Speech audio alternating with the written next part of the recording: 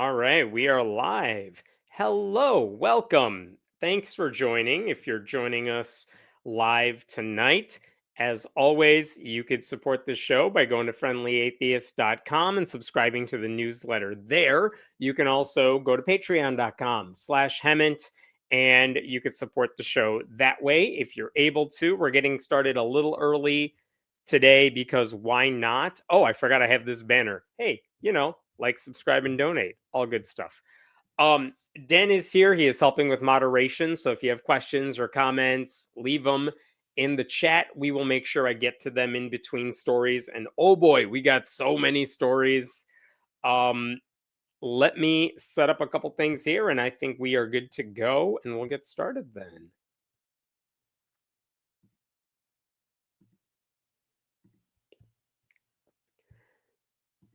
All right.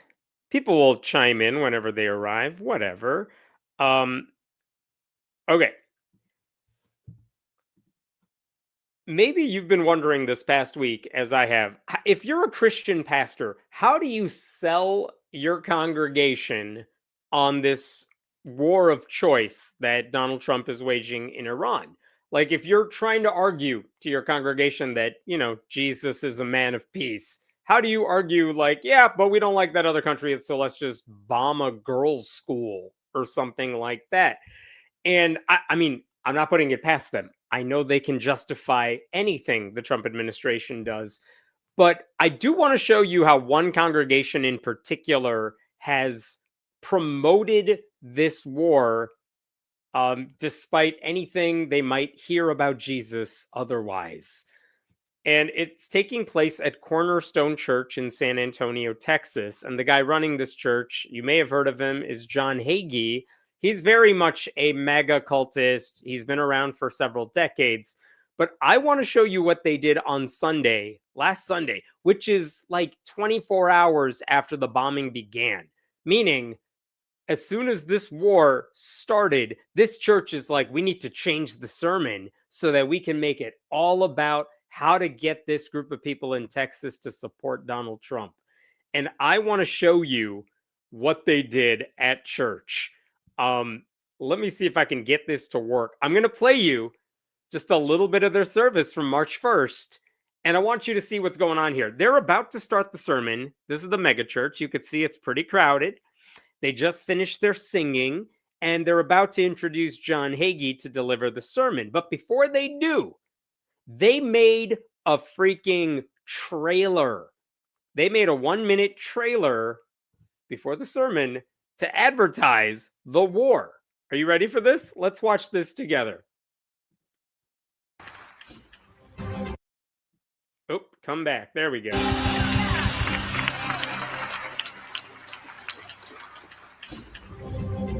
A headline that shook the world. Join you right now with breaking news from the Middle East. Israel has launched preemptive airstrikes against the Islamic Republic of Iran.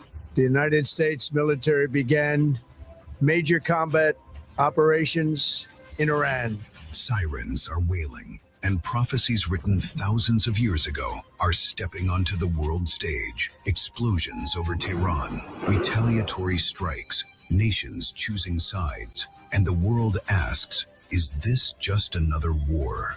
History is not random. Empires will rise, empires will fall, but the word of God will stand forever. Iran, Israel, America, where are we in the unfolding plan of God? And the Bible says, when you see these signs, lift up your heads and rejoice. Your redemption draweth nigh. They made a whole... Will you please stand for the reading of God's word? Turn in your Bibles to Psalms 122. All right. I mean, they made a whole thing to celebrate how God's coming and it's Operation Epic Fury. I mean, it's a pro-war infomercial to begin the sermon. Yikes. Like, I won't play for you other parts of that sermon because he spoke for 40 minutes after that. But in that 40 minutes, Hagee, he talked about how Trump had tried to reach a peaceful solution with Iran to no avail. That's not true at all. I mean, Trump ignored the nuclear deal that President Obama made with Iran. I'm sorry, I should say Hagee did not mention that President Obama had made that nuclear deal with Iran, which constrained its ability to build such weapons. What did Trump do when he got into office? He dismantled it completely. Why? Because he didn't want Obama getting credit for doing anything good, even though there was no reason to tear up that agreement. Hagee also said, Hagee said that Israel could now enter a season of unprecedented peace, which if you've watched anything in the news lately, you would know that Benjamin Netanyahu has been a cheerleader for war, mostly because it's to his political advantage to keep war going. Because when that's happening, he doesn't have to be in legal trouble. He can be the king for all he cares. At one point, John Hagee said that all this bad stuff started happening after 9/11. He said millions of illegal immigrants have flooded into our country with a flood that came with terrorists ready and willing to attack America. Terrorists are not coming. The terrorists are already here. Thank you, Joe Biden, for nothing. That's a thing Hagee also said. He's blaming Joe Biden for whatever the hell Trump is doing now. Like, it makes absolutely no sense. And then, of course, he had to go back to the heavy hitters. He had to blame everything that's happening, all the global chaos, on sin. What type of sin? Certainly not going to Epstein Island. He didn't talk about that at all. No, he talked about the sin of abortion and homosexuality and embracing communism, which I believe was a cheap shot at Zoran Mamdani being mayor of New York City. He blamed public schools for, quote, teaching our children atheistic doctrines, which, again, news to me. I feel like I would have heard about that one by now. And then he said, God, and I'm quoting here, God, if everyone prayed, God would assist the military forces of Israel to crush their adversaries, and in the U.S., there would be righteous revival in this nation. Like, the whole mentality to it is our God is better than that brown God over there, so we have to go destroy them. And so what if 175 people at a girls' school die? Doesn't matter to us. We're conservative Christians. So this is the way this one church is selling this war to its congregation, so that they don't ask questions about it, so that they don't turn their backs on Donald Trump right now in the state of Texas. And that is frightening. Like, none of this is surprising coming from John Hagee, because his whole career has been pro-Israel everything. Doesn't matter if what government is in charge of it. Doesn't matter what that Israeli government is doing. He's going to cheerlead for whatever damage and destruction is done in the name of Israel. You might have heard of AIPAC, the right-wing lobbying group that pours a lot of money into races. Well, John Hagee runs his own pro-Israel lobby called Christians United for Israel, and it is way bigger, has way more funding than AIPAC. So, like, that's how big of a deal John Hagee is in this world. John Hagee is friends with Mike Huckabee, who has echoed some of this rhetoric as well. And the whole reason they're doing this, and I know a lot of you watching this know this, the reason they care about this so much is because their theology says that Israel has to, like, take over the Middle East, and because the Bible has foretold that. And when Israel takes over, Jesus will come back, the second coming of Christ will happen, and Armageddon will start. It'll lead to everyone converting to Christianity or else.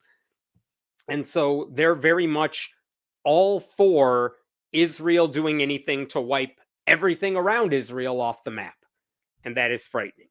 Now, I brought up John Hagee's name to someone recently, and they're like, they have not heard of him.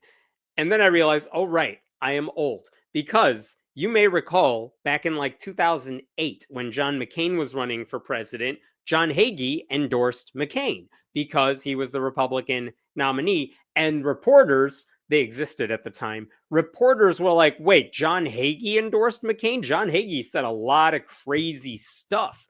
For example, look at this one over here. The date line here, May of 2008. Look at this one. This is what John Hagee said about Hitler. God sent a hunter. A hunter is someone with a gun and he forces you. Hitler was a hunter. How did it happen? Because God allowed it to happen. Why did it happen? Because God said my top priority for the Jewish people is to get them to come back to the land of Israel. So you see, kids, according to John Hagee, God sent Hitler to help Israel. It was all about that. See, why don't people thank God more for that?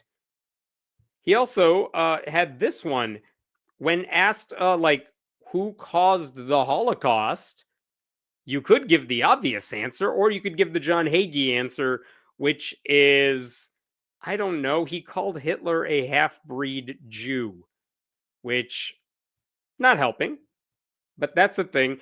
He also called the Catholic Church the Great Whore, and John McCain had to then basically apologize for being endorsed by this guy. That's how bad Hagee is. And my favorite thing, though, about John Hagee, of all the crazy things he said, in 2020, when COVID was everywhere and the vaccines were not yet available, John Hagee got COVID. Not surprising, a lot of people got COVID, but he got COVID. But John Hagee's very wealthy. He went to a hospital. He got the best treatment he could possibly get. And after a couple weeks, he was back up. He was back and ready to preach. And what did he tell his congregation at the time? We have a vaccine. The name is Jesus Christ. Like, no, the vaccine is the vaccine. Jesus is what you pretend is helping you. That's not the issue there at all. So, anyway, I just want to show you how John Hagee is celebrating the war that's happening right now. He wants chaos as long as Israel comes out ahead. And destroying Iran has always been one of his goals, because just like Donald Trump, Hagee doesn't care about the long term. He thinks he's going to be raptured any second now, and he doesn't care what happens to anyone else, because he just assumes Jesus will rescue his people sometime soon. Trump doesn't care because he just wants a distraction from all of his scandals right now. What's upsetting is that people like Hagee are currently controlling our foreign policy, and that should frighten everybody. The people who have the least interest in the future of the world are currently deciding what to do with two nuclear powers going at each other. So, yikes. I will say John Hagee's not alone. Right Wing Watch over here had a really good rundown of what some right-wing pastors are doing to celebrate the attack on Iran. And there's a lot of names here. A lot of them are familiar. But there's our buddy Hagee right there. So he's not alone. But the point is, if you're a Christian, if you're a conservative Christian looking for a justification of an unnecessary war, if you were around, 20 plus years ago when they did this with Iraq, then this is going to sound very familiar to you, because they're busting out the same arguments, same rhetoric and everything. So, yeah, that's scary. I will leave it at that for now. What questions we got over here? Is it war, or are we just terrorists? I mean, yeah, to both. I mean, we're not the good guys in this situation. The rest of the world, including our allies, our former allies, they know we are not the good guys here. Thank you for that donation. Maybe they should read Acts. The early Christians were proto-communists. I mean, yes. They should read any part of the Bible other than, like, the book of Revelation. That would be nice. Astounding that two men, Netanyahu and Trump, could start this devastation due to nothing more than a feeling based on fact. Yeah, and unfortunately in the US, they're only getting away with it because we have an entire political party that has no interest in checking Donald Trump at any turn. That's the disappointing thing. That's why Netanyahu has to rely on the US to do all this stuff, because he knows there are no checks and balances over here right now. You even have Democrats who are very much in favor of this, saying, oh, how much money do you need? I guess we'll give it to you. Prediction, in a month or so, the Dow goes down and they'll blame Biden somehow. The Dow is going down right now, and they are blaming Biden. We don't have to wait a month. Have you ever gotten grief from other Hemmants for snagging the Patreon account? Screw the rest of them, it's mine. I had an ex-girlfriend back in the day who started a Facebook group where she collected all the Hemmants. That group is now defunct. But for a moment, I knew a lot of them. All right, I'm moving on to a different story here. Give me a second.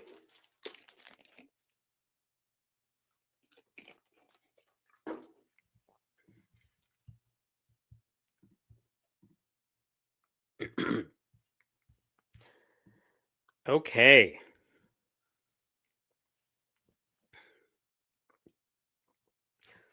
Let's talk about this story that has been all over my newsfeed, probably your newsfeed, all week. I was watching Stephen Colbert's monologue this week. It was on there too. And I'm like, oh, this is broken out of our circles in a big way. And it involves this story right here. It's on the Substack of Jonathan Larson, who's an independent journalist. And the headline here is U.S. troops were told Iran war is for Armageddon, Return of Jesus. And I'll get to the details in a second. But I just want to point out, I just did a story about a pastor who very much believes that. And what this story I just showed you was all about is saying that a military leader, the U.S. military, is saying that to officers, which is a whole nother level of crazy. And so, if you look at this story, because this thing went crazy viral, there's a couple things we should know. Let's read through just the beginning of this. A combat unit commander told non-commissioned officers at a briefing Monday that the Iran war is part of God's plan and that President Donald Trump was anointed by Jesus to light the signal fire in Iran to cause Armageddon and mark his return to Earth, according to a complaint by a non-commissioned officer. From Saturday morning through Monday night, more than 110 similar complaints about commanders in every branch of the military had been logged by the Military Religious Freedom Foundation. The complaints came from more than 40 different units spread across at least 30 military installations, the MRFF told me Monday night. The MRFF is keeping the complaints anonymous to prevent retribution by the Defense Department.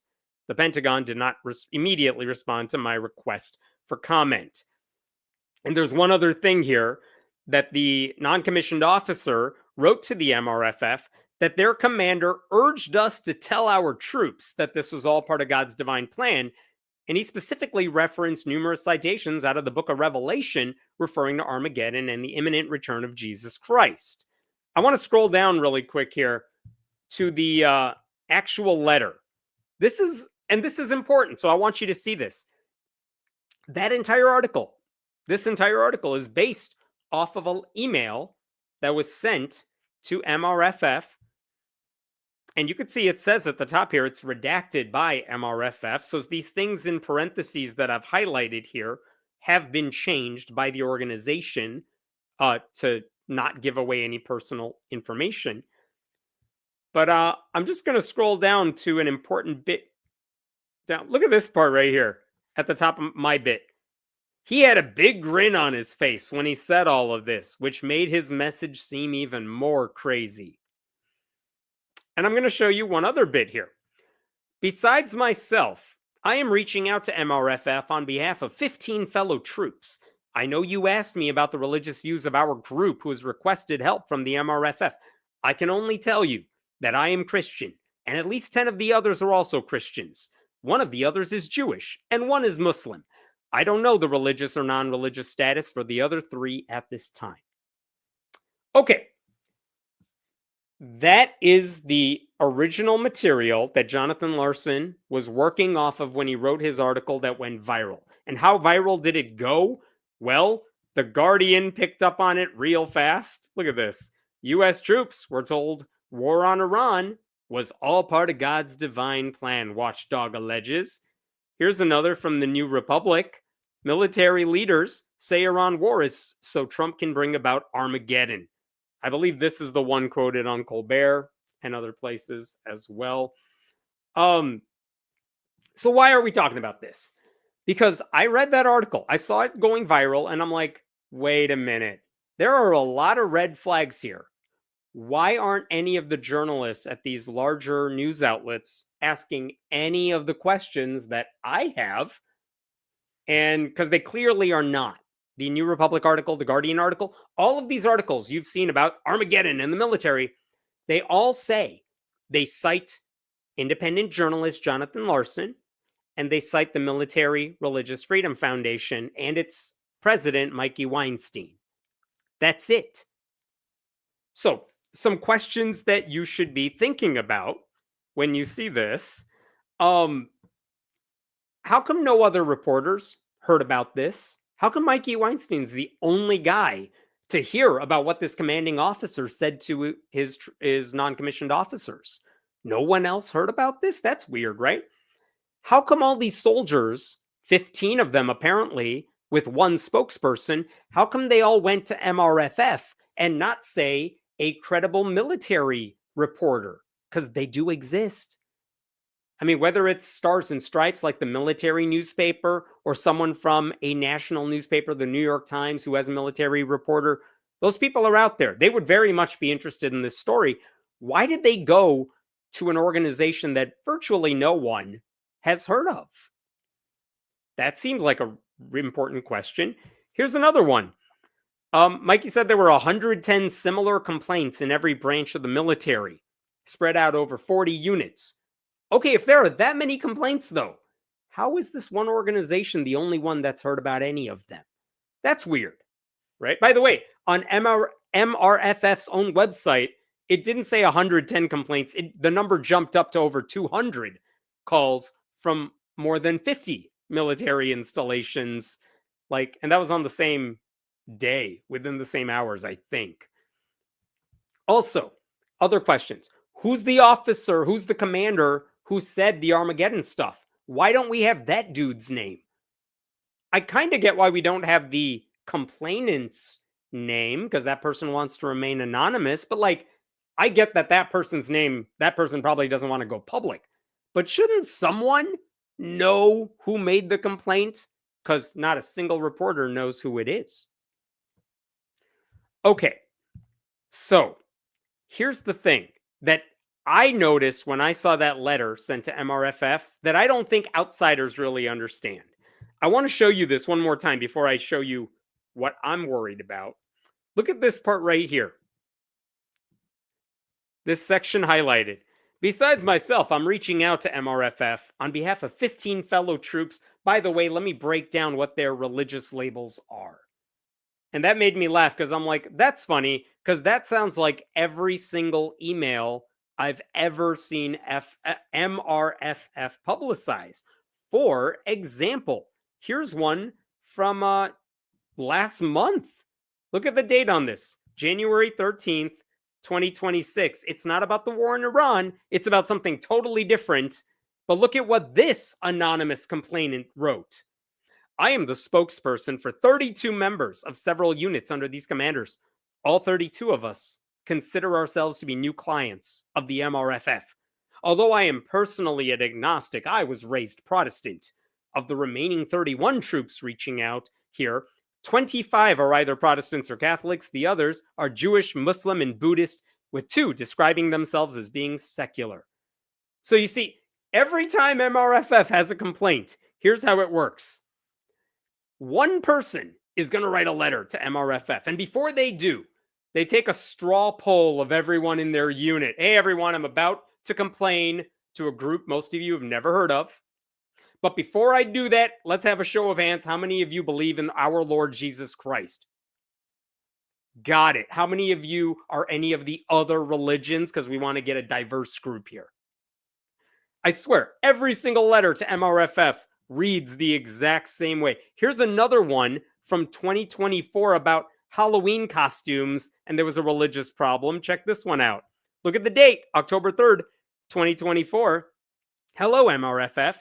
I'm an active duty service member writing on behalf of 26 other active duty service members. In great thanks to the Military Religious Freedom Foundation for helping us stop our commander from ruining Halloween for ourselves and our families. 17 of us, like me, are Christians, by the way. Others are from other religions, and some no religion. Let me show you another one. This one is from 2023 about a totally separate issue. I'm going to scroll down. Let's see. For the record, of the 26 MRFF clients here, 19 are either Catholic like me or Protestant. The other are Muslim, atheist, Jewish, and Buddhist. Gotta have that one Buddhist in there for good measure every time. Let me go one more. August 2023. Let's scroll down here. So I am officially asking for the immediate support of the MRFF here on behalf of myself and 21 other U.S. Marines in my unit. Of the number asking for MRFF's help, 14 Marines are either Roman Catholic or Protestant. Like, you get my point here? I read that letter on Jonathan Larson's website. I'm like, come on, you guys. That's the same letter they publish every single time. Every time. It's always like a Benetton ad of religion. Like, yeah, most of us are white, but a couple of us are different shades of brown. And we all have the exact same complaint. And I have been designated the spokesperson. And as spokesperson, I would like to remain anonymous. It always works the same way. And I'm like, did no one else pick up on this? And here's the thing. It doesn't mean the group is lying. I don't necessarily think they're lying. But it does mean they very much like manipulate these letters. It certainly seems that way to me. Now, how could the group clarify this? Well, release the original letters. Let me see what they actually sent you. I'll tell you what. I won't publicize the name of the person who sent it because I know that person needs anonymity. They don't want to get in trouble. I'm not going to share their names. But shouldn't someone be able to see the original email? Does everyone in the military have the exact same writing style? Is that weird? That should be weird, right? That's kind of weird. Okay. I'm not saying that's the only smoking gun, but like, as someone who has written about MRFF over the past 20 years, you start to notice a lot of patterns. So, the other thing I want to show you here, because I don't know if people understand how big this organization is. It is literally one dude. Here, this is from ProPublica. They have their database of nonprofit groups. It is a one-man show. Like, in terms of compensation, there's only one person who gets paid for the group. This is from 2024, and it's Mikey Weinstein. And he gets paid a lot of money. A lot of money. $364K. How much money did they make that year?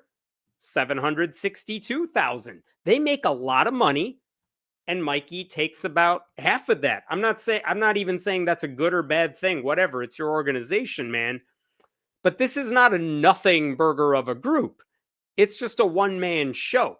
Now, like a lot of nonprofit groups that are just a one-man show, they love to project the sense that, no, it's a huge organization. I've talked before about 1 million moms. They complain every time someone swears on a commercial on TV and they want boycotts everywhere. 1 million moms is literally one mom with the backing of a Christian organization, but it's one woman. And that's what MRFF is. They make a lot of money. But if you can go viral with some of the complaints you're making, those donations are going to go up too. And here's my concern about all this.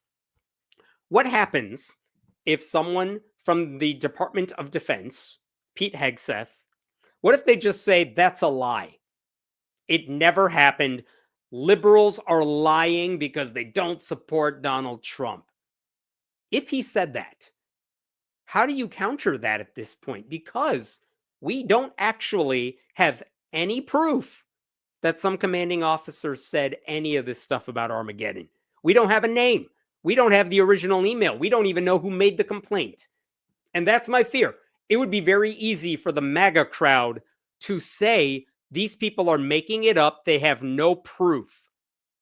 And I don't know that anyone's making it up, but it's true. We don't have any proof that this is happening. Now, let me tell you what I did about this.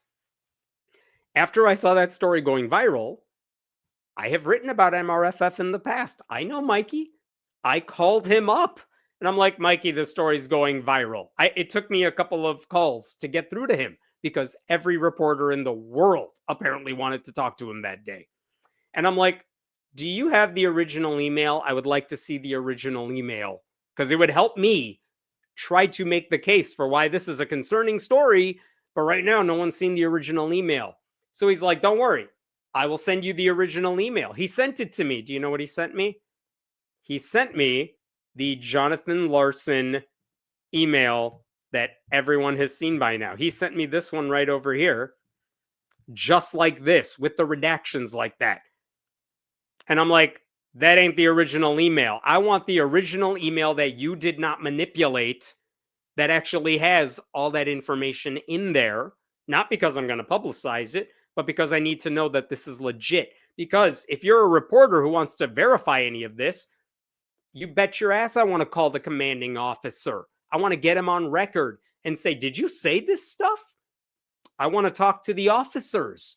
I won't publicize your names. I know you need anonymity, but I would like to hear this from your mouth and not through someone else's. I want to hear your version of the story. I want to talk to a couple of you and see if your stories check out. Can't do it because no one got the original email and Mikey still did not send it to me. Okay, so that's interesting. I also asked Mikey, hey, did you vet any of this information? Because you're saying someone reached out to you. Maybe you had a phone call with that person and you said, now that we've talked on the phone, send me an email for documentation. So just explaining what we talked about. And I'm like, well, how do you know that what this person said is true?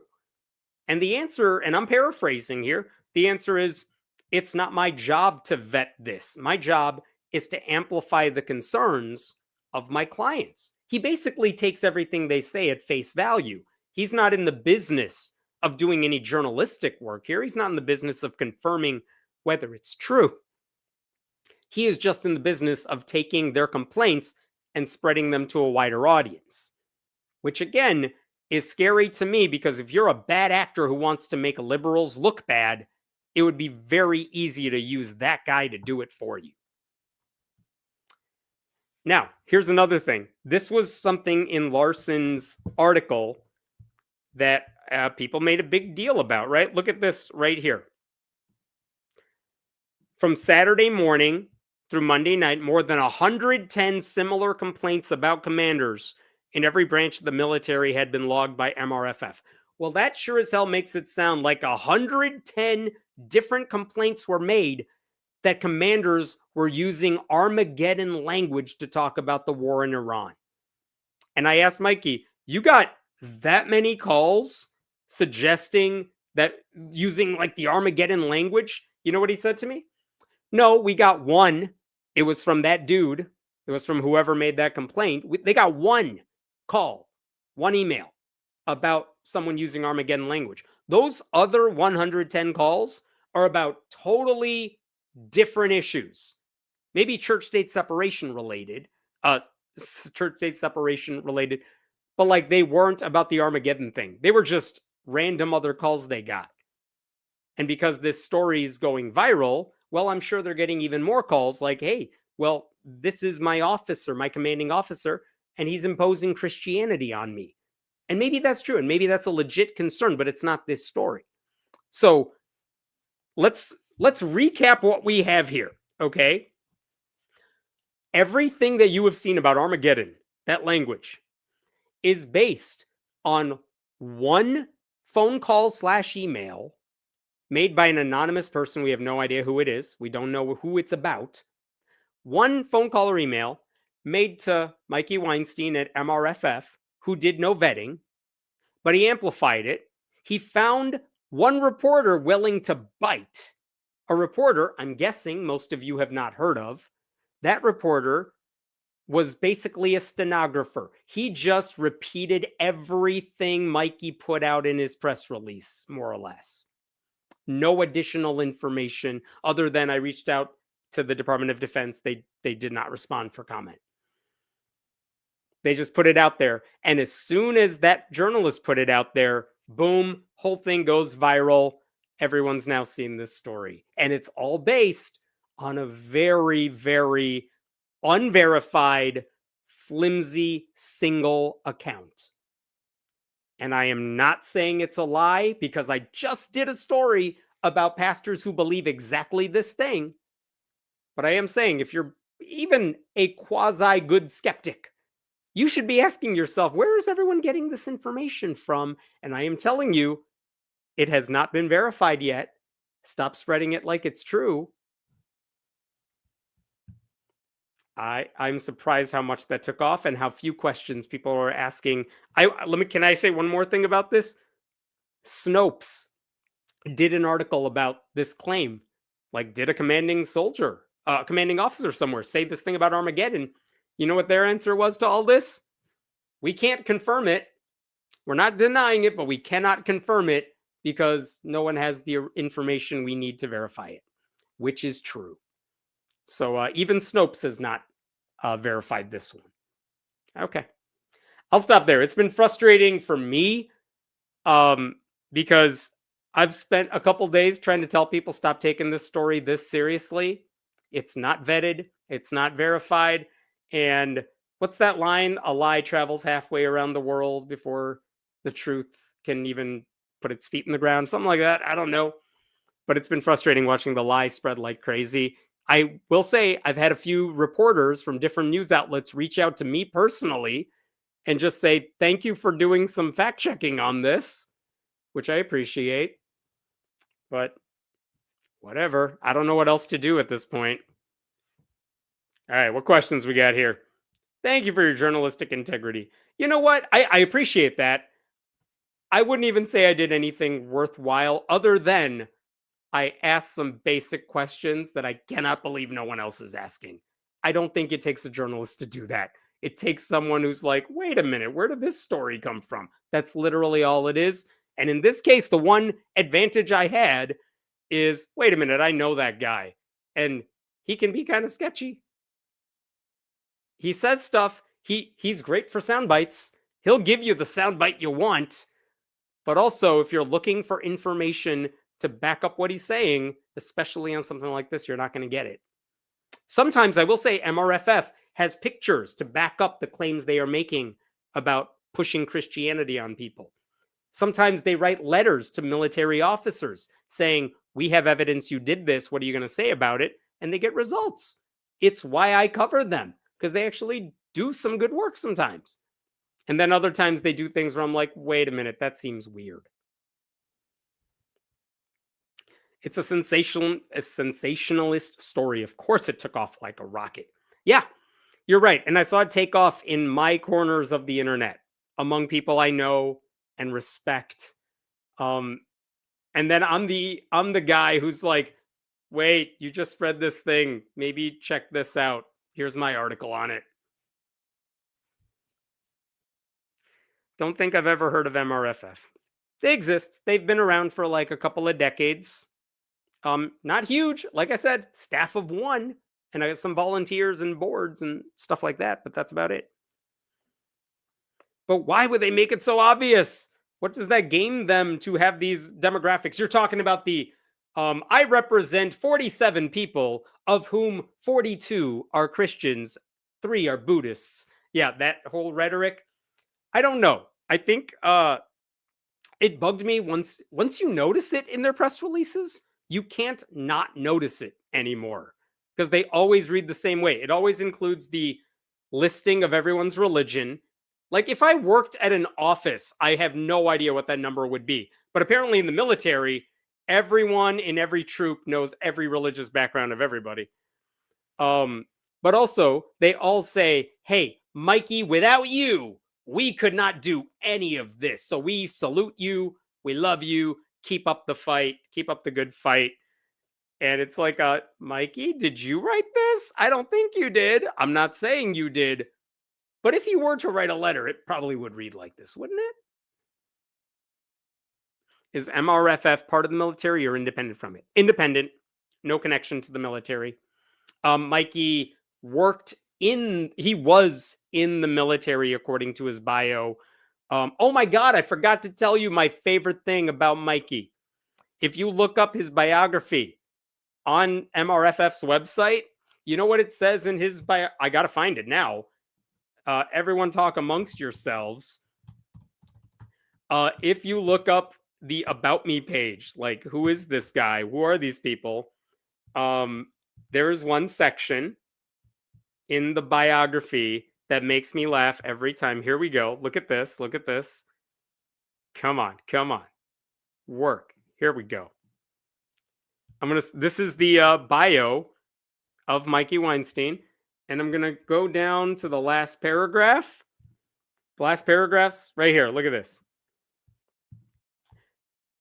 On November 13th, 2014, for the 6th consecutive year, the MRFF was officially nominated for the 2015 Nobel Peace Prize. In 2025, we were once again nominated for the 2026 Nobel Peace Prize, its 8th total nomination. That's not a thing. Anyone can be nominated for the Peace Prize, but you're not going to get it. Just ask Donald Trump. That's like me saying, well, I'm in the who's who of college students. No one cares. You could pay for that shit. Anyone can be nominated. Why is that on your biography? That's not an accomplishment. No one did anything worthwhile. You got a participation trophy right there. Don't put that in your bio. But like, this is what they do. I mean, there are some legit good things in here. I don't know why you add in the Nobel Peace Prize thing. That's not a real thing. Was this the one Hemmant put the short out about with it not being super trustworthy? Yep, I did try to put out this story as many ways as I could. Did anyone watch them? Not really. Not compared to the original. Lies spread quick. All right, I'm jumping to another story.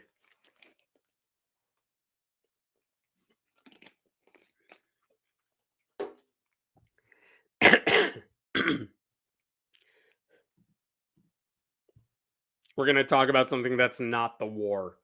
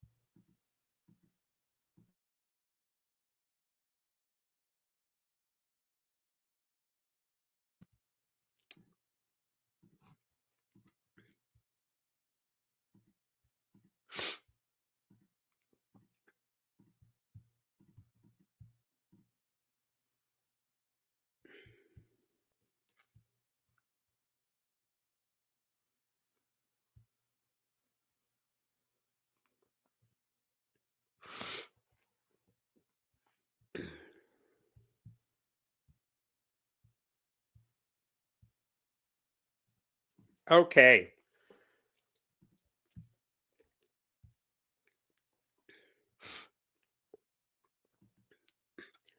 This is a really disturbing, maybe predictable, but disturbing story out of Nashville, Tennessee. And you may have seen this one in the news. This is the headline from a local outlet. Tennessee woman says hospital canceled her sterilization surgery while admitted to hospital, which is scary.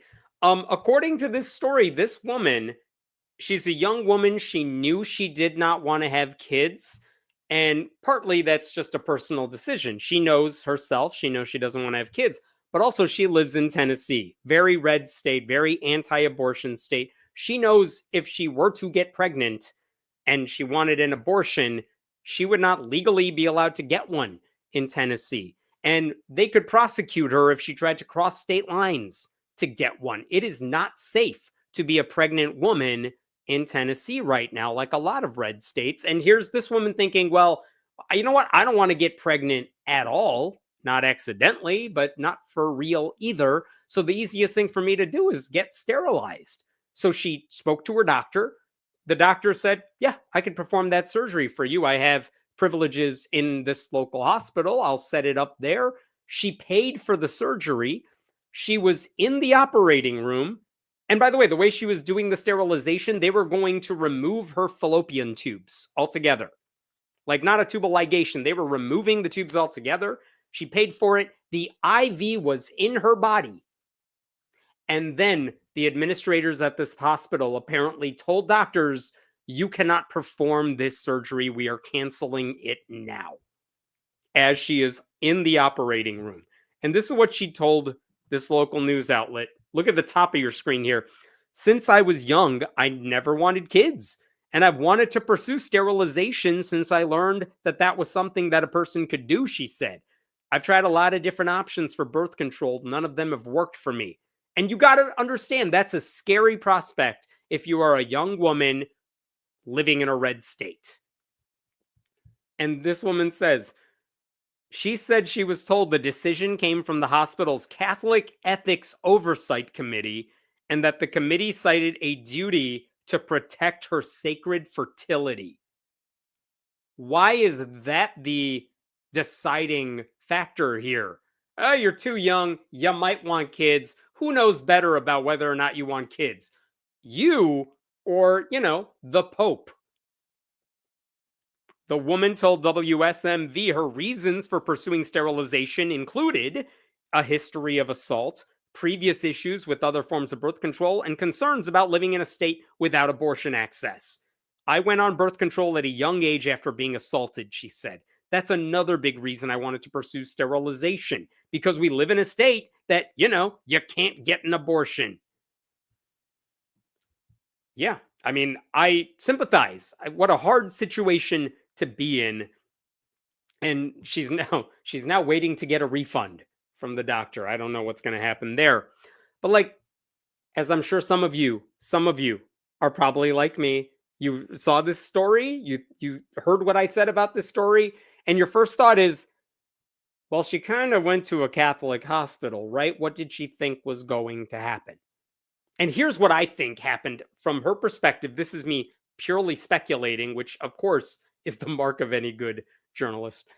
I think she went to her doctor who she trusts and said, I want to get sterilized. And the doctor said, yeah, that's fine. I can do it for you. And I'm allowed to practice out of this hospital. So just show up there. Most normal people have no reason to doubt anything in that transaction. What I started having questions about, I get why the woman would not understand a Catholic hospital is probably not going to be okay with this. I do not understand why the doctor did not know that this might be an issue. Shouldn't the doctor know this is going to be an issue? But for what it's worth, let's just put it out there. Catholic hospitals are not in the business of helping patients. They are in the business of enforcing Catholic doctrine. They are in the business of helping the Catholic Church, not helping people, right? They want to impose Catholic doctrine through medicine. And if what they want to help the Catholic Church ends up helping you, well, great. Glad there's some overlap. But so often we get stories like this where patients who need medical care cannot get it specifically because the hospital closest to them or something like that happened to be a Catholic one. And the people who tend to get hurt the most in these situations are low-income people, people of color, women, LGBTQ people who may not be able to decide in advance which hospital they want to go to because they don't have the money for it, or maybe it's an emergency situation, or maybe it's a lack of insurance, or their insurance only covers that if you go to a certain type of hospital. And the reason this is happening is because all Catholic hospitals, at least in the US, they are overseen by the United States Conference of Catholic Bishops. And so, I've covered this before, but anything that involves contraception is forbidden in the Catholic Church, which means they're not going to perform abortions. You're a guy and you want a vasectomy, too damn bad. You can't get it done at a Catholic hospital. They won't perform an abortion to save the life of a mother, possibly, because they don't do abortions. They don't do tubal ligations. They won't impact your fertility. They will not do IVF. So by and large, and with very few exceptions, they don't allow, the USCCB does not allow Catholic hospitals to perform any procedures that violate Catholic doctrine. And hospitals that violate those rules risk getting shut down. Even if you're a doctor, if you're a nurse, and you know a certain procedure is what's best for the patient, if that option contradicts what the Catholic Church teaches, the Catholic Church wins. screw you, Catholic Church is going to win. So, and the reason this is a problem, by the way, is because we are not just talking about a handful of hospitals. This is not a Bible Belt thing. This is something that is happening all over the country. 4 of the 10 largest healthcare systems in America are Catholic hospitals. They are taking over. I think I read a stat that more than 30% of births in the US now take place at a Catholic hospital. So we don't know who this woman is in Nashville. She did speak to the local news outlet, but she asked to remain anonymous. I think, if I have this right, I think her boyfriend actually complained about this on Reddit, and that's how the story got to the reporters who ended up covering this. But what she told reporters is she just trusted her doctor. She didn't realize the hospital was going to stop them. Anyway, Tennessee is a state that ranks among the worst for infant mortality.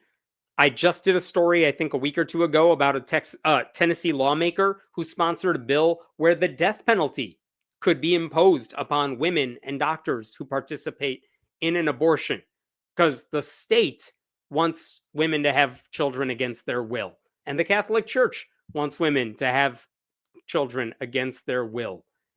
And these two forces are colliding in Tennessee. So it wasn't some misunderstanding, wasn't some mistake.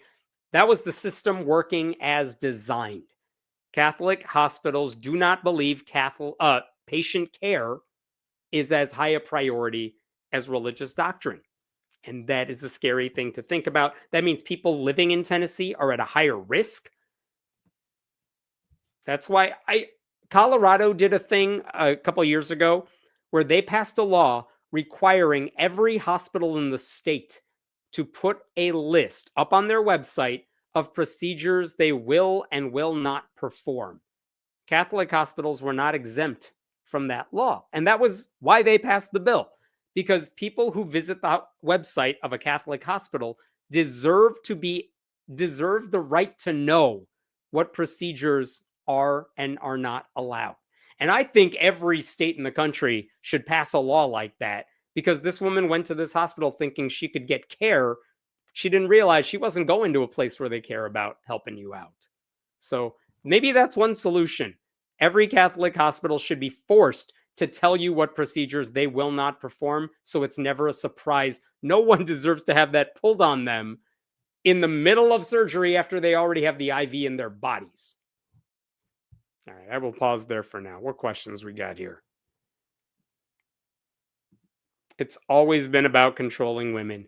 I don't even know any at this point if you're talking about the Catholic Church or Republicans or Tennessee, but yes, you are right. Does PrEP include the anesthetic having already been administered? I don't know. I don't know what the IV was there to do other than maybe just keep fluids going. Like, I'm Brown, but I'm not Dr. Brown, so like, I'm not sure how far into this they got. I'm guessing Catholic hospitals were the only choice. I don't know. Like, I don't know if this woman has another option that's not a Catholic hospital. All I can tell from the reports that are out there is she went to her doctor, got approved for the surgery, and the doctor had privileges at this hospital, which is why he was planning to do the operation out of there. And I don't know if that just happened to be a coincidence, and maybe he can go to a secular hospital where care actually matters. I don't know. Doesn't denying care at these hospitals go against the Hippocratic Oath? Oh, absolutely. You think they care about the Hippocratic Oath at a Catholic hospital? Oh, no. That's not how the Catholic Church works. Do no harm is very low on the list of things the Catholic Church cares about. Do Catholic hospitals fear that they will lose funding from private donors if they do un-Catholic procedures? I don't even know if it's a donor issue. I'm sure it's a business. They make plenty of money. It's America and it's healthcare. Hospitals are doing fine in certain cases. But I don't think it's a concern about private donors or anything. They get public money. I think the fear is the Catholic Church will go away if they do any of these un-Catholic procedures. And without the infusion of money from the Catholic Church, a lot of these hospitals are going out of business. I mean, we just saw Republicans pass, what was it, like a $1 trillion big, beautiful bill that just decimated rural healthcare.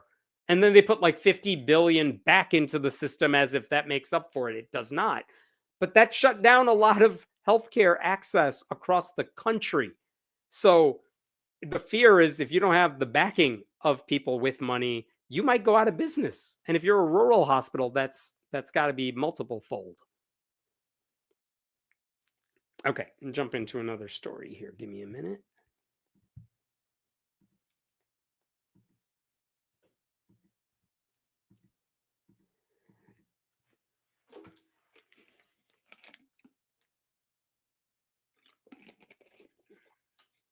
All right.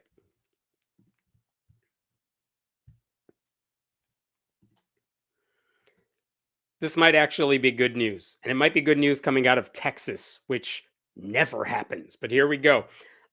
I talked about a bill many, many months ago, but it was Senate Bill 11 in Texas. It was one of the many, many pro-Christianity bills that was filed this year and last year. And this particular bill allowed public school districts to set aside non-instructional time during the school day for students and staffers to pray and read their religious books. That's a real thing. I think I just did a story about a similar bill in Tennessee, but this was in Texas. And it was a bad bill. It was an idiotic Christian nationalist bill because everyone can already pray whenever the hell they want. If you're not in the middle of class, but you want to read the Bible during your lunch break, during a free period or whatever, you can already do that. Why did schools need to set aside extra time so kids could do it? It made no sense at all. The only reason you would think this bill is a good idea is if you believe the lie that Bibles aren't allowed in schools. Prayer has been taken out of schools by the evil, evil atheists. But that's a lie. Like, you can already do this stuff. So what are we doing here? But they passed the bill. And when it was being considered, one of the people who really supported it was Ken Paxton, the Attorney General. And no one told him you're supposed to pretend like this is religiously neutral. And he's Ken Paxton. He's the most Christian-y, scandal-prone dude out there. But this is what Ken Paxton said. This is September of 2025. Look at this quotation. In Texas classrooms, we want the Word of God opened, the 10 Commandments displayed, and prayers lifted up. Twisted, radical liberals want to erase truth, with a capital T apparently, dismantle the solid foundation that America's success and strength were built upon, and erode the moral fabric of our society. Our nation was founded on the rock of capital B, capital T, biblical truth, and I will not stand by while the far left attempts to push our country into the sinking sand. The fuck is he talking about? Again, no one took Bible reading out of schools. They took mandatory, forced Bible reading out of schools. But if you want to be a nerd and read your Bible during lunch, you can do that. If you want to be weird and pray in the middle of the day, you can do that. So what the hell is Ken Paxton talking about? No one knows. But anyway, I got to show you one more thing in the Ken Paxton release. At the very end of that, look at the very bottom here. For Texas students considering how to best utilize this time, Attorney General Paxton encourages students to begin with the Lord's Prayer as taught by Jesus Christ. And then he literally prints out the Lord's Prayer in case you were wondering what to do with your time. But you know, the government's religiously neutral when it comes to religion. So, there's nothing in that press release about all the non-Christian things that Ken Paxton has very much been accused of doing. God, I hope he's their Senate nominee. I hope he doesn't drop out because of Trump. Anyway, so this bill passes. It becomes a law. But all it does really, part of it is it just reinforces what the law already is, because you can pray and you can read the Bible. But it also means prayer periods could be organized by school districts before or after school. It means staffers can participate in the prayers. It means they could lead the prayers. And I think the last time I talked about this, the thing that stood out to me is that they could even encourage students to pray, which I felt crossed the line more than anything else. In addition to that, this bill also said students needed to turn in a permission slip signed by their parents if they wanted to take advantage of all this. And if you didn't have a permission slip, you wouldn't be in the vicinity. You could not be in the vicinity of the prayers. And that means the school districts would have to keep track of the paperwork. This is the praying section of the school and the everyone else section of the school. It was just a hassle. So this bill passes. But there was one more thing in the bill. It was a little poison pill. Check this out. Look at this little section of the bill that I highlighted here. It says that not later than 6 months after the effective date of this act, each board of trustees of a school district and each governing body of an open enrollment charter school shall take a record vote on whether or not to do all the shit we say in this bill. Basically, Republicans who passed this said, we're going to give every school district in the state, all 1,200, roughly 1,200 school districts in the state, we'll give them 6 months, and they got to vote on whether or not to have prayer time and Bible reading time in their districts. Why are they doing that? Because you're forcing every school board member to take a vote on this. And if they say, we don't need this, I vote against it, you can bet Republicans will use that against them next time they're running for re-election. So for Republicans, you're like, oh yeah, make every school board vote on this, and it'll force these school boards, it'll create content for us to use against them if they don't like what we're shoving in their face. They had 6 months to vote on it. Guess when the bill was effective? It was passed. It was effective as of September 1st. Well, guess what? 6 months after that would be March 1st, which means by this week, every school district in Texas has had to have a vote on this bill. Do you want prayer time? Do you want Bible reading time? And for what it's worth, after the bill passed, this is an interesting story from January of 2026. And I just want to show you this one thing. More than 160 faith leaders from across the state have signed an open letter to public school board members and charter school governing bodies, urging them not to adopt rules carving out time for prayer and Bible readings. They have 2 months left as of this writing. They were saying, don't do it. It's causing more problems than it's worth. These 160 religious leaders are saying that they don't want school districts to do this. By the way, I see this and I am laughing given the story I did a bit ago where it always sounds like it's one spokesperson for a lot of anonymous people running the gamut of religion. However, all 160 plus people signed their name on that open letter. But they're telling school districts, don't do it. We're not asking for this. Well, March 1st has come and gone, and the Texas Tribune just put out this article about how successful it is, how successful this program has been. School districts can set aside prayer time under a new Texas law. Few have done so. Oh, really? How many is few? And if we scroll down here, this is beautiful. One of the key lawmakers who guided the bill through the legislature has identified only 15 school districts that have opted into the prayer period. Many other urban, suburban, and rural districts voted against it. No one wants this shit. I respect their opinion. They know their communities. That's not to say they can't come back and revisit it, but this isn't a mandate. I said very clearly from the start, this is not a mandate bill. The only thing that's mandated is if they consider it. They don't have to adopt it. Sure, this wasn't a mandate. This is just something you shoved into everyone's faces for no reason whatsoever. Now, interestingly enough, 15 school districts did it. 15 out of 1,200 school districts. That is fewer than 1%. Of the districts that said no. Here's what one of them said. In reality, there was no need for it, said Alex Kotara, vice president of the Karnes City School District Board, which is located in a conservative town southeast of San Antonio. That's a conservative area school board member. We don't need this. Why? Of course they don't need it, because kids can already pray and read the Bible when they want to. My favorite soundbite came from this dude, Forrest Collins, school board president. Forrest Collins from the Aledo School District in North Texas. They are one of the 15 districts that opted in.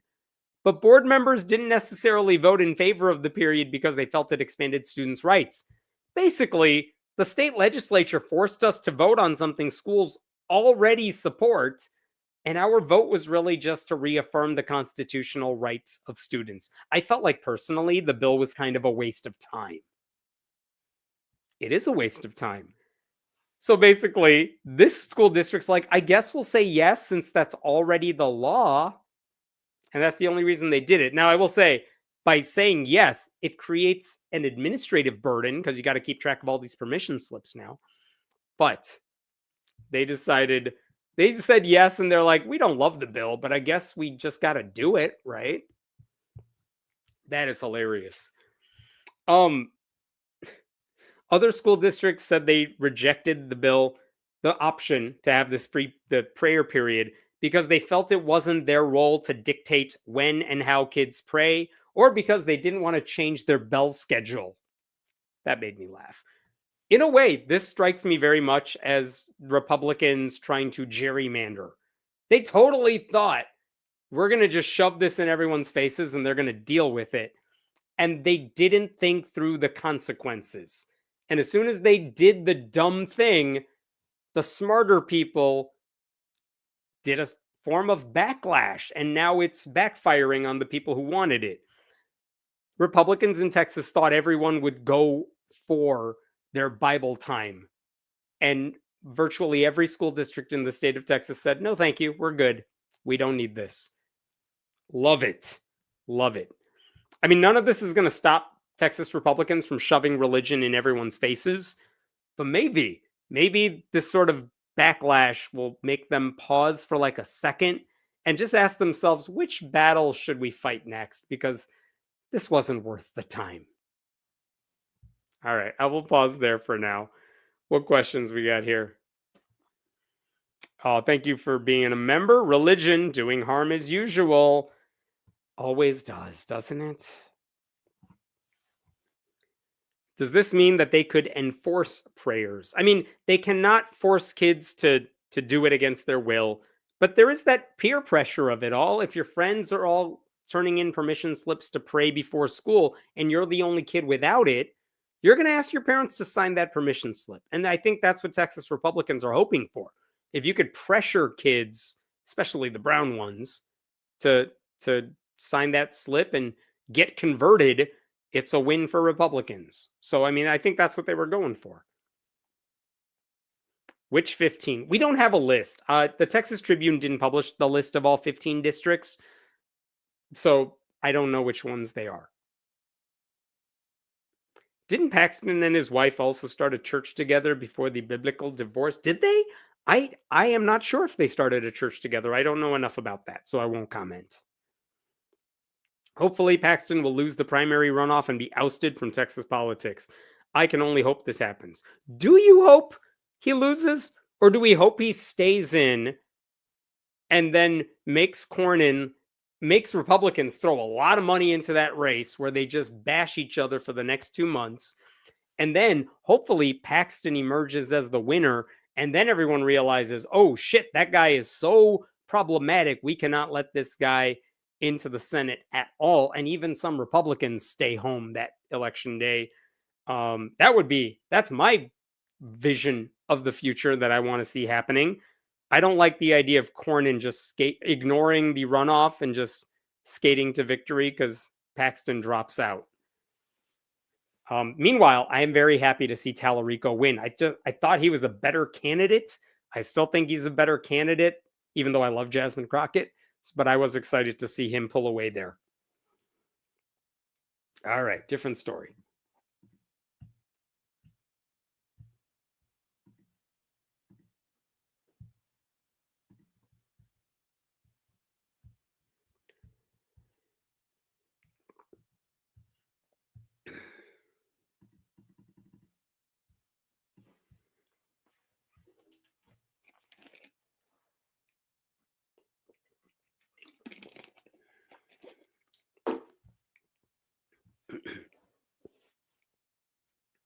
Oh, I got this one.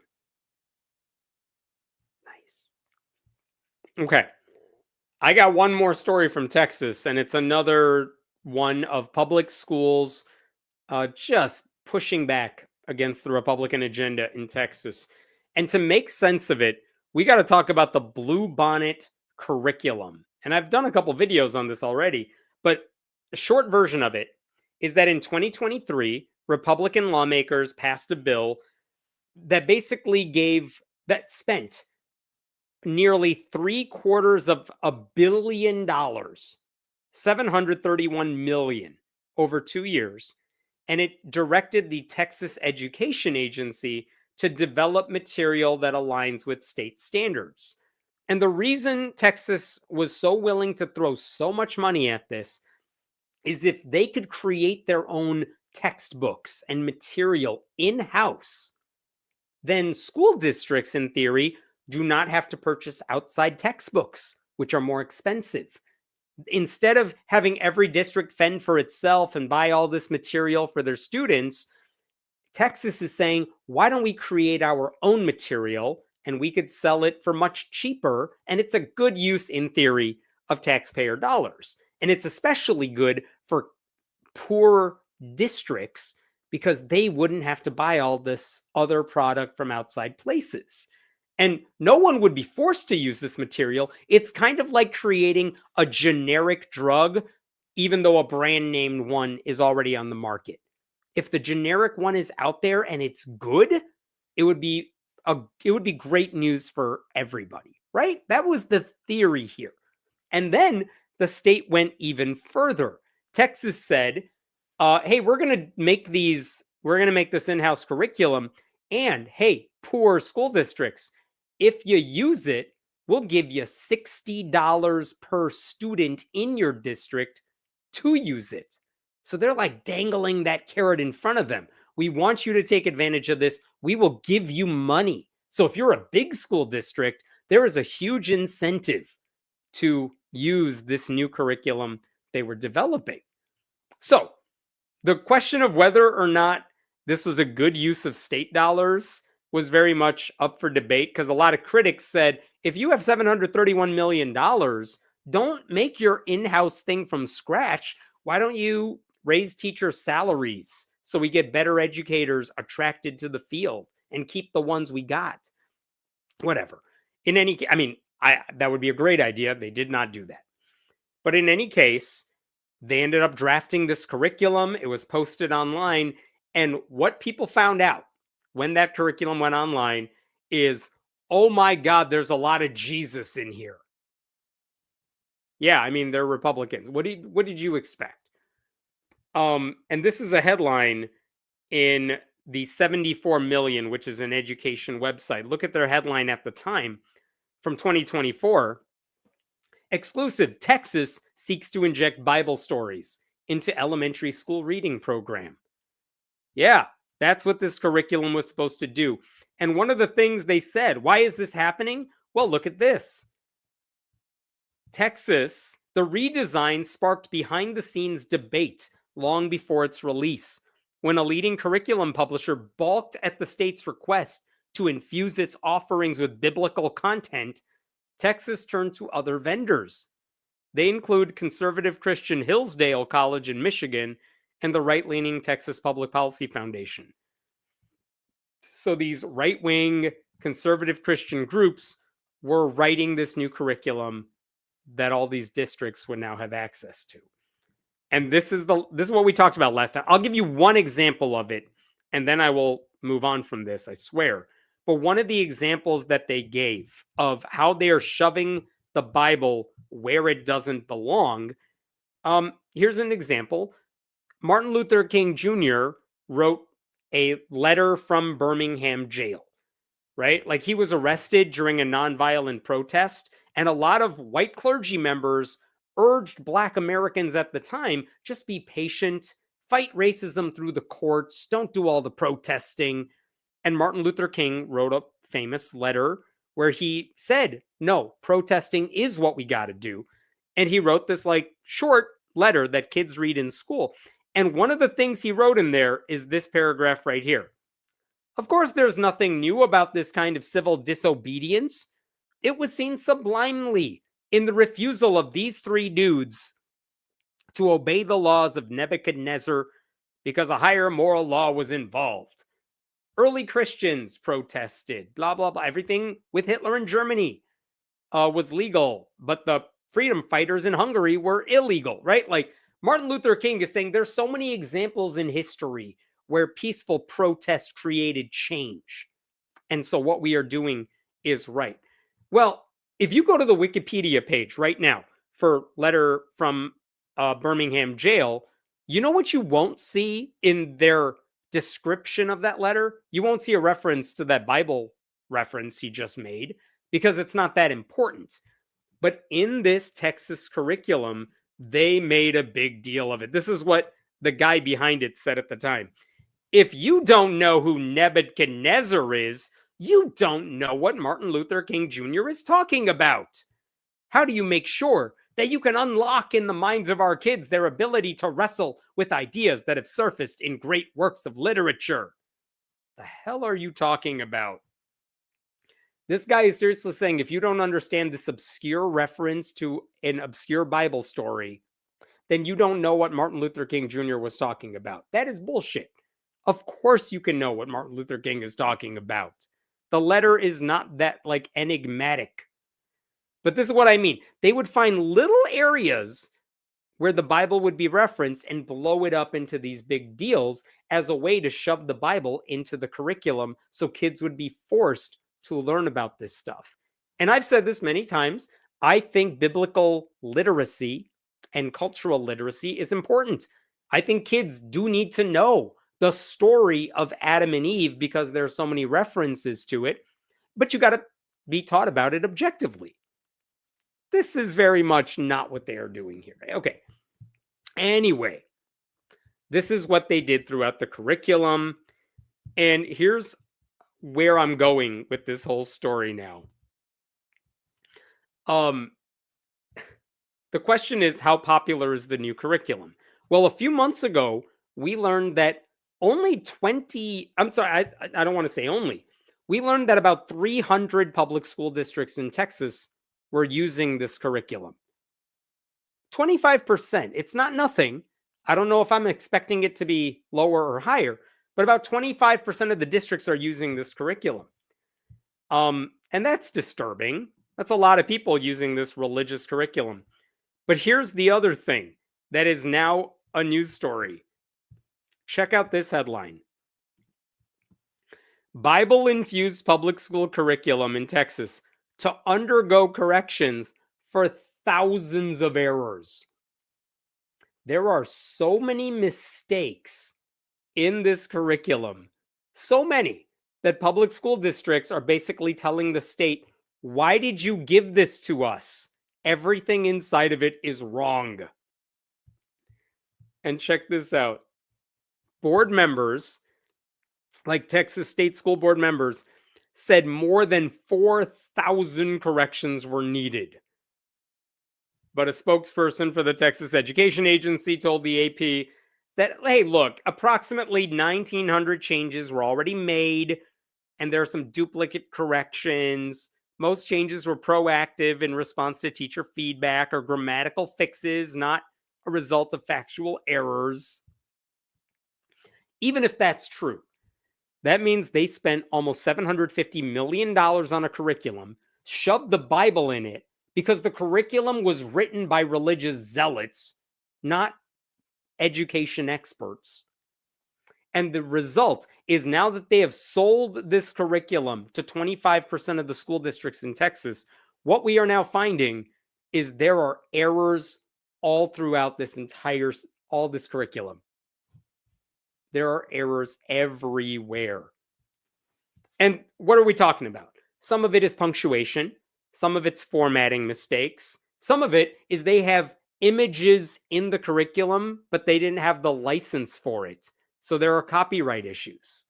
Sometimes there are incorrect answer keys in the teacher's editions. Sometimes there are missing pages from the textbooks. Sometimes the textbooks are falling apart because the material they used was so cheap. Meanwhile, you know what's not going to be fixed at all? All the Christian shit that they shoved in there. That's not changing at all. And in these articles about all this, look at what the Texas Tribune found here. Here we go. What a waste of taxpayer dollars, read one complaint to the Texas Education Agency. This disaster has doubled the workload on my teachers, and as an administrator who saw the value in an aligned curriculum, I am embarrassed. Republican board member Audrey Young, who chairs the board's instructional committee, said Friday that her committee has seen a high number of corrections before, but not in the thousands, plural, she said. 4 other publishers that submitted correction requests for comparison reported a combined 16 errors. Other publishers, legit publishers, have like 4 mistakes each. The Christian curriculum made by religious right-wing zealots, 4,000. Why are they doing this to these students? Like, a wrong answer in an answer key could steer kids in the wrong direction. And my question is, who double-checked the work? Who double-checked this curriculum to make sure it was okay to be put in front of students? Like, when publishers submit their material for approval, they have to sign affidavits saying, yeah, we already did the double-checking. Which means, in this case, multiple layers of people didn't realize there were mistakes in the books. It turns out when you have professionals who work on this sort of thing, errors are minimal. When you have religious zealots working on this sort of thing, the mistakes are everywhere. You get the quality of a bad Christian movie. Their attempt to copy the real thing always leads to an inferior product. And in fact, that is what a Democrat who is part of the Texas School Board said as well. Let me see if I could find her quote here. Here we go. Look at this. Democratic board member Tiffany Clark said the board and the education agency harmed students by allowing schools to teach flawed materials. If this is a product they've been using because they believe it was a high quality instructional material, again, we have failed our students this school year. So the Texas board says they're going to replace all this stuff. They're going to fix it real soon. The thing is, all of this was so predictable. The Blue Bonnet learning curriculum was sold to districts as a cost-saving, standards-aligned solution for struggling school districts. And what has it become? It's a taxpayer-funded experiment in Christian revisionism, and it's so poorly executed that it now requires thousands of corrections before it can even be basically functional. That is incompetence. That is not human error. And even when you fix those mistakes, bigger problems are going to remain. Because you could fix punctuation, you could swap out an image, but you cannot fix the idea of one religion being taught as if it's fact, which is what they do in here. That, to me, is still the bigger scandal.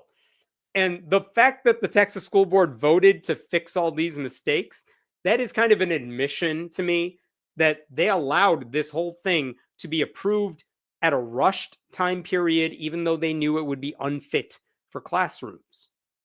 We still don't know, by the way, how much this is going to cost to fix. Like, public education should require neutrality and competence and intellectual honesty.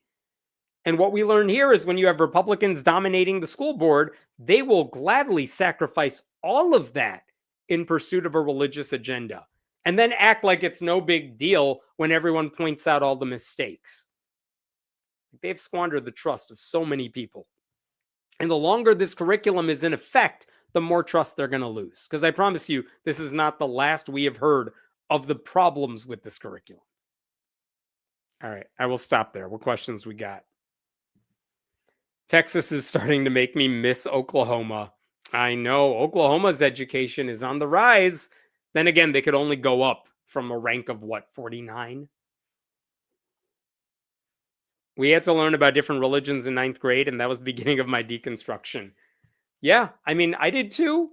I can't remember if I learned about different religions before then, but everyone should learn about different religions, and you should learn the basic beliefs of different religions. And I think there is value in learning religious stories in the major religions. But that's not what they are interested in doing in Texas. Imagine literally anything being described as having thousands of errors. I mean, apparently that's what Kristi Noem did at DHS. Jesus, take the red pen. Seriously, can we just cross out all the religious references in the curriculum and then put that curriculum out again? All right, jump into another story here.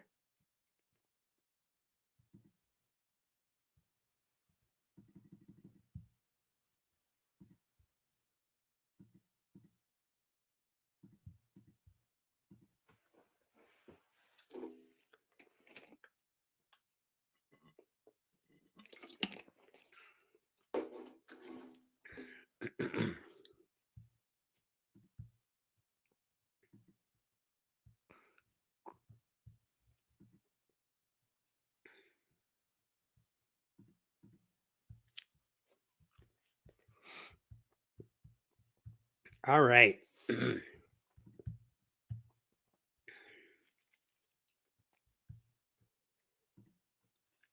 This is an update to a story I did a couple of months ago, I think. But Georgia, Republicans in Georgia are on the verge of doing something that I think is a big deal. And maybe the biggest surprise is they haven't done this already. But it involves a story that I've talked about that occurred at Truett McConnell University, a private Christian school in Georgia. And a few months ago, when we talked about this last time, we learned that there was an administrator at this Christian school named Bradley Reynolds who had been indicted after he sexually abused a former student at that college. But the reason he was punished is because he lied to cops during their questioning of him, not because of the actual abuse. Why wasn't he punished for abusing a student at that school? The reason is because his victim was a legal adult at the time. And she said, like, she didn't, I mean, the argument that she made at the time, the argument that police made at the time is, we don't think there's enough to prosecute this guy for sexual assault because there are signs that it was consensual, even if it was unethical, stuff like that. The law did not care if Bradley Reynolds had any power over the young woman. They didn't care if he was acting like her pastor and had spiritual authority over her. It was basically assumed the sex was consensual, and at that point, there's nothing the law can do about it. And that's why this bill that they are now proposing is really important. Check this out. Senate Bill 542. Look at what this does. This bill, you can see the highlight. It's relating to sexual offenses so as to permit clergy members to be charged with certain improper sexual contact offenses. And I know that sounds like legal mumbo jumbo, but basically what this says is Georgia Republicans want to add clergy members to the law because there is a law that says if you commit some sort of improper sexual contact against someone, maybe you are an adult and the other person's a child, well, that's illegal. What if you're a boss and your victim is the employee? That's illegal because you have power over that person. There's a power dynamic there. What if you're a therapist and we're talking about you sexually assaulting your client? That's not illegal. That's not acceptable either. There are laws in place that say you literally cannot use that power dynamic over them. That is illegal. And yet, in Georgia, being a clergy member and having spiritual authority over someone is not on that list. This bill would put clergy members on that list. And it says, if you have spiritual authority over someone, or you are counseling them as a pastor and a congregation member, or you're an administrator at a Christian school and this is a student at that school. All of that would be illegal if this bill passes. Anyone convicted of that crime could be sentenced up to 25 years in jail, and they could be fined up to $100,000. So, and if you commit a crime against a child, the penalties are much more significant. Apparently, I did not know this, only 14 states plus the District of Columbia have laws in place to punish clergy members for similar actions. And last week, or was it earlier this week? I can't remember anymore. When the Republican sponsor of this bill, Randy Robertson, when he introduced this bill recently, sitting next to him was that former student at Truett McConnell University, Haley Swinson. She's gone public with her stories saying this was unacceptable. It should not have happened. She was sitting next to him, and he explained why this bill was so necessary. And I don't say this often. You should hear what this Republican said. And what we've experienced for many, many years here in the state of Georgia is we have seen members of the clergy exploit their power and authority over individuals in their churches, females by the vast, vast majority, and use their authority to manipulate these ladies into entering into relationships that they would not normally enter into. And to give you an example, a young lady who may be going through a divorce and reaches out for counseling within her church, and while appearing to be sympathetic and attempting to help the person through the spiritual conundrum of a marriage breaking up, the ministers gain trust of these ladies and manipulate that trust into a distorted discipleship, where by the time they turn around, they've entered into a sexual relationship with this predator and feel somewhat trapped, because when they come out and try to defend themselves, a lot of times the aggressor will say, well, it was consensual, she never said no. One person is asking this in the comments, and I want to bring it up right now. Isn't all sexual assault illegal? The problem that we're talking about is what that man addressed right there, which is sometimes you can have two adults and it appears to be consensual on the surface, but it's not really consensual. And the example he gave is, what if someone who's going through a divorce, someone who's very vulnerable, gets taken advantage of by her pastor who she's going to for advice? That person is using his authority, his power to manipulate her. On the surface, the actions they may be doing together may not be illegal, but it's that manipulation that should be criminalized. And that's what that man was talking about. And he's saying, we already have a law in the books for certain. A boss can't do that to an employee. And yet clergy members are allowed to do that to the people under them. And that's what he's trying to fix. So he also went on to say he had a personal connection to all this. He said, SB 542 is important to me as a follower of Christ, as the husband of a woman who has been impacted by improper and criminal action by a clergyman, and as the father of two daughters. And I appreciate him saying that. However, I'm not generally a fan of how Republicans only ever seem to care about a certain issue, even when it's sensible, only when it impacts them personally. But okay, if that's what it takes, great. I will tell you that bill passed through the committee on a unanimous vote, which made sense, given that the bill has like 23 Republican co-sponsors and Democrats are not about to vote against something like this. And so that was kind of a heartening thing to see at a time when Republicans in Congress are almost entirely ignoring the Epstein files to protect Donald Trump. These Republicans in Georgia are actually taking sex crimes seriously, which is nice. And by the way,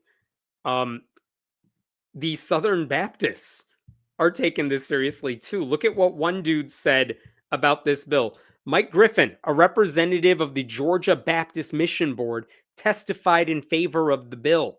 Griffin's, saying that he was speaking with the approval of Executive Director Thomas Hammond, said Georgia Baptists fully support this legislation, noting how drastic and devastating the sex abuse is that's going on across our nation, including even in our churches. He added, We do believe that this legislation is needed in order to educate those in our churches and institutions regarding the responsibility of maintaining protection over both minors and adults related to sex abuse. Okay, I mean, I'm glad he's saying this. I do find it weird that he's saying, like, there's rampant sex abuse everywhere, even in our churches. As if, like, sinners everywhere else have infiltrated their world, even though faith-based abuse has existed for as long as organized religion has been around. Like, buddy, the problem is coming from the inside. But in any case, here's the thing you should know, though. The window for this bill to become a law is very, very tiny. It's very small. Apparently, the deadline for one chamber of the legislature to pass this bill is Friday, March 6th. And the entire session ends on April 2nd. That means like the full Senate needs to vote on this by Friday, and then the entire legislature needs to vote for it by a month from now. It's not out of the question to get it done, but lawmakers have to work quickly to get this one over the finish line. So if you live in Georgia, like, contact your people ASAP. I think the most damning thing from this whole story is that this loophole existed at all. It should be a given that people with authority over anyone, even adults, should not be allowed to exploit that power dynamic. And yet clergy members are given a free pass in most states. That's not an oversight, that's a choice. And it took multiple survivors speaking out in Georgia for lawmakers to consider this bill. And I'm glad they're taking action, but it should not have taken investigative reporting and public scandals or a survivor having to sit next to a state senator so people could understand just how serious this problem is. And not that anyone's made this argument yet, but a bill like this is not anti-faith.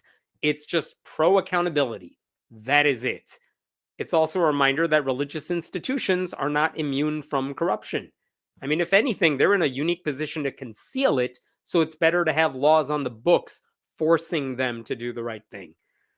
So this should be an easy vote, but it's not a done deal yet. So I just wanted to bring that to your attention. What questions we got here? This law seems like a good next step for everybody then. Yes, it does, which is why I'm worried it's not going to pass. It's almost too sensible. Shouldn't the law go the other way? All people in a position of power, except for, not sure they'd carve out an exception for, but it'd be interesting to see. Yeah, I don't know who you would carve out the exception for, but I guess the question is, how do you describe what a power dynamic is in the law so that it's specific enough to actually have some teeth? And again, not a lawyer. I don't know how you want to do that, but I'm totally fine with adding more people to the list as much as needed. All right, I got one last story for you here. And this is in the news like now.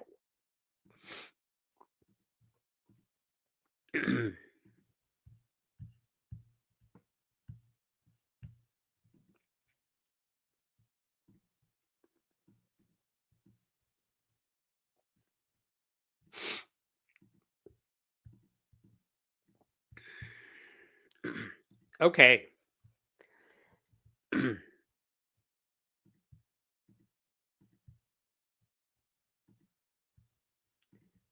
I have to tell you about this guy right here. His name is Peter Naronha. I swear I had never heard of this dude until like this week, but I like this guy.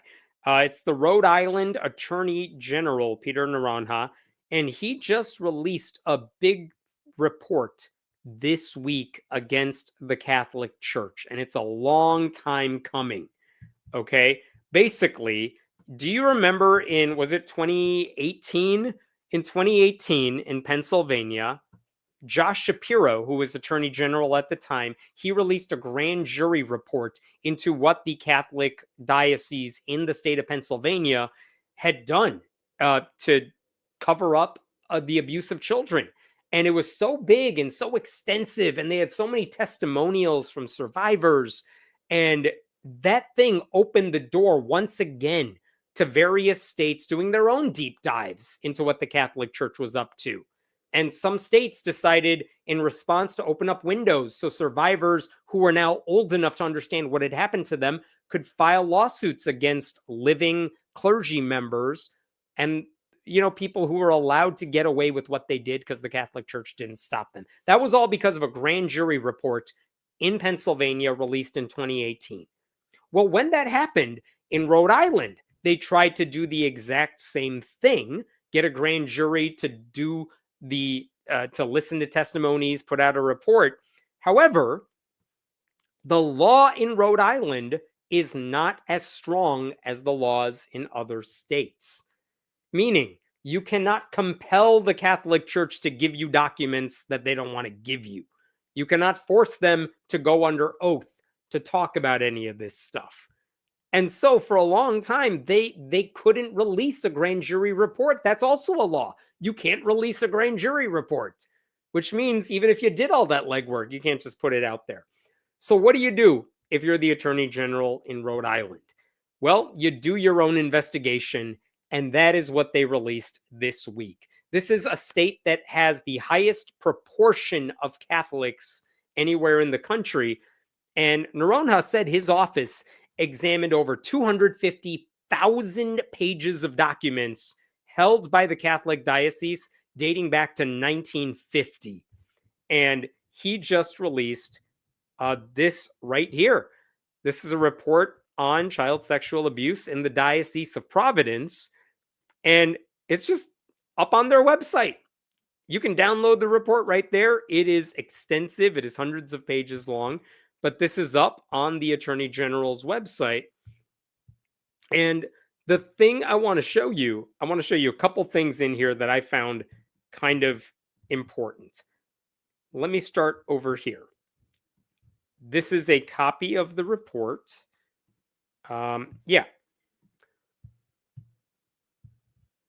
Look at this from the introduction at the top of your screen. As described more fully this is from the introduction written by the Attorney General. As described more fully in the next chapter, to a large extent, the diocese cooperated with this review. However, its cooperation was not without important limits or without delays, and it repeatedly refused my team's requests for interviews of diocesan personnel responsible for overseeing the diocese's investigations and response to child sexual abuse allegations. Nevertheless, the investigation was far-reaching and produced incontrovertible evidence of decades of clergy child sexual abuse by diocesan clergy and inaction, concealment, and denial by diocesan leadership, including bishops. So the church did not fully cooperate with this. The Attorney General wanted them to cooperate, but couldn't force them to cooperate. And so the church said, too bad, we're not helping you. We'll help you a little bit, but not entirely, which tells you a lot about the Catholic Church. Noronha also said in the report that he was able to collect testimonies from nearly 150 survivors of Catholic abuse, and that allowed his office to pursue criminal charges against 4 current and former priests for crimes they allegedly committed while working for the Catholic Church in Rhode Island. Apparently, one of those 4 people died in 2022, but the other 3 are still alive and they are being pursued in court today. The Attorney General also identified 75 clergy members credibly accused of sexual misconduct against a child. And those 75 clergy members had over 300 victims between them. And according to his office, out of those 75 clergy members, only 20 of them ever faced criminal charges for what they did, and only 14 of them were ultimately convicted of anything. That means there are a lot of predators who were able to get away with it because of the Catholic Church's lack of cooperation here. Here's another thing I want to show you that was disturbing. Let me show you this from the Associated Press report about this. I said one of those clergy members died. The other 3 are there. Look at this. Church records show the diocese transferred accused priests to new assignments without fully investigating complaints or contacting law enforcement, a practice exposed in investigations in Boston, Philadelphia, and elsewhere. And check this out. And as in other cities, the Diocese of Providence opened a spiritual retreat-style facility in the early 1950s for accused priests to seek treatment. Hey, we need to get you off the radar for a little bit. Why don't you go to this nice little retreat over here so you could pretend to get rehabbed? Later, when the abuse was deemed a mental health problem, priests were sent to more formal treatment centers. So, the church has been complicit in all of this. Here's another thing that I appreciate that the Attorney General said in his report. Let me put this out there. Oh, let me find this. Where did it go? Oh, I know what I did.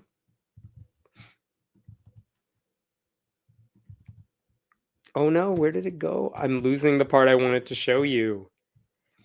I'm so sad I can't find it right now. Okay, I'll just read it to you here. But this is what they said. Here we go. The bottom line. This report confirms what we've long suspected, if not known. For decades, when faced with credible allegations of abuse by Catholic priests, Diocese of Providence leaders focused their efforts on protecting priests and the reputation of the church rather than protecting children and holding the abusers accountable. As a result of inaction by bishops and other diocesan leaders, predator priests were allowed to linger years, abusing their positions of authority and harming countless additional child victims. The true scope of the abuse is likely even greater than reported here. But because the church isn't cooperating, they won't be able to say all that stuff. They won't be able to get access to all that information. One of the other damning findings in this report is that there is evidence that the diocese had a policy that when a priest died, they would destroy all the files about him, including confidential ones. Which means if someone was accused of doing a lot of damage, but that guy died, they would burn all the evidence that he ever did anything wrong. Meaning that some predators may not even be known to the public right now because the church had a rule to hide that stuff. Unless I think there was pending litigation already against them, but otherwise they could get away with it. Also, in some cases, there were very limited records about religious leaders' awareness of misconduct by people they oversaw, even when those priests had a long record of bad behavior. And this is what the Attorney General said this week on Wednesday. Here we go. If you're the Diocese of Providence and you're listening, this is a scandal you need to own and you need to fix. We can't slow walk solutions and we cannot slow walk justice. And Naranja, who was raised Catholic, hopes the report will spur legal reforms to boost investigative powers and help victims seek justice. Now, what sort of things is he asking for? He actually outlined in the report things like, let's get clear investigative timelines and guidelines for the church. He wants the diocese to abandon the practice of requiring victims to take polygraph tests, lie detector tests. He wants them to stop refusing to investigate third-party complaints about priests. Apparently, they're doing that stuff. And his entire thing is stop it, which is all he can do. But that's important. You might be wondering, what did the diocese say about all this? Because it seems pretty damning, right? Here's what the church said. The diocese, in its response Wednesday, pushed back on that view that they were complicit in any of this, saying the report would not have been possible without the church's cooperation. There are no credibly accused clergy in active ministry, said Bishop Bruce Lewandowski in a video statement. Today's Catholic clergy here in Rhode Island are good and holy men serving Christ and his people with devotion and out of genuine pastoral concern. And I appreciate the AP's next sentence. For Herbert Brennan, who was repeatedly abused by a Rhode Island priest in the 1960s, the diocese's response is disappointing, but not surprising. Yeah, of course it's not. The problem with that statement from the church is that they've repeatedly shown they cannot be trusted to police themselves. So why should anyone even believe that there are no credibly accused clergy members in their ranks when they refuse to be fully transparent about that very topic? The report even said there is currently no policy in place for even monitoring credibly accused clergy members. And so if the Catholic Church is not going to cooperate fully, this is where the legislature needs to step in. That means changing the law to allow grand juries to release their reports, even if there are no indictments. That's the reason this attorney general couldn't get as far as other states did. It means expanding the statute of limitations for the type of sexual assault that a lot of these survivors have had to deal with so that they can file lawsuits against the church. Some states have done that. Rhode Island has not. It means creating a window, when they can file claims of sexual abuse, even if that had expired under previous statutes of limitations. The most damning thing about this entire report to me, it's not like the number of accused priests or all the victims. It's the fact that the investigators still don't know the full extent of the crimes. Not because it didn't happen, but because the Catholic Church made sure that part of their history would never see the light of day. And that reinforces what every single report like this has said across the country. When forced to choose between protecting children and protecting the institution, church leaders always choose the institution. That's why the argument that the church made in Rhode Island, that they're reformed, that today's clergy members are trustworthy, that's why we can't take it seriously. Because reform requires accountability. And accountability requires openness and transparency, and we do not have that kind of transparency from the church. And I think that's why these reports are important. And I don't think this Rhode Island report is getting all the headlines that other states have gotten for theirs, maybe because it's coming so far after the fact. But what have we learned from all these reports? It's never about one bad priest. It's never about one bad diocese. This is systemic. Right? This institution is the problem. If you love your children, don't put them in the Catholic Church. Get them out. And the only reason the public knows about any of this stuff is because secular government elected officials decided to go after the church. Not because the church voluntarily released any of this stuff. It's because prosecutors and journalists and survivors have refused to allow this story to disappear. And the fact that we are still learning new information about the Catholic Church sex abuse scandal in 2026, decades after this first came into public view, it shows why these investigations remain necessary. So kudos to the Rhode Island Attorney General for pursuing this and releasing it. And if you can stomach it, you should read his report, or at least the first chapter where it's just him talking, because it's well worth your time to see what he had to do to get this out there. All right, I will stop there. What questions we got here? It's as if the laws are written to actually protect the clergy from liability. Yeah, very much so. Religion gets unearned praise, it gets unearned respect, and it allows them to skate above the law. Include obstruction of a criminal investigation to the other charges, if only that were an option. But I think the church will be able to get away with this for now. Unfortunately, many victims signed NDAs as part of settlement suits. Yeah, that's another thing. I don't know what the legal situation is here, but I'm sure isn't there a federal attempt to get rid of that too? No NDAs for sexual abuse or anything like that. If that's not going to pass at the federal level, then it should pass at a state level too. All right, that's it. Thank you all so much for watching. Thank you to Den for helping out with all the moderation. Remember, you can sign up to the newsletter at friendlyatheist.com. Go do that if you haven't already. I'm on TikTok. I'm starting to post more there too. Instagram Reels. I don't know what I'm doing anymore. And also, you could support this show by going to patreon.com/Hemant. Go do that. I'll be back next Thursday. I will see you then. Yeah, have a good, safe weekend, everybody.